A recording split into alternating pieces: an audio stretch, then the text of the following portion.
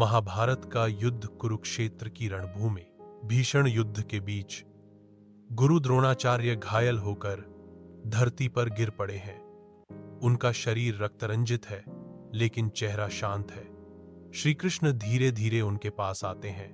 गुरु द्रोण कमजोर स्वर में, कृष्ण, क्या समय आ गया है अब जाने का? श्री कृष्ण धीमे लेकिन दृढ़ स्वर में, हाँ आचार्य, शरीर की यात्रा अब पूर्ण होने को है, लेकिन आत्मा की सीख अभी शेष है। गुरु द्रोण, मैंने जीवन भर धर्म और अधर्म के बीच का भेद सिखाया, पर स्वयं निर्णय करते समय कहीं भटक गया। क्या मैं दोषी हूं कृष्ण?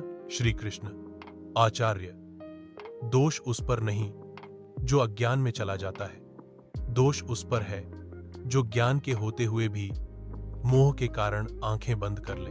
आपके मोह पुत्र अश्वत्थामा के लिए, आपके शिष्य कौरवों के लिए ने आपको बांध दिया, लेकिन जीवन का अंतिम सत्य यही है, धर्म का पथ कठिन होता है, पर वही मोक्ष का मार्ग है।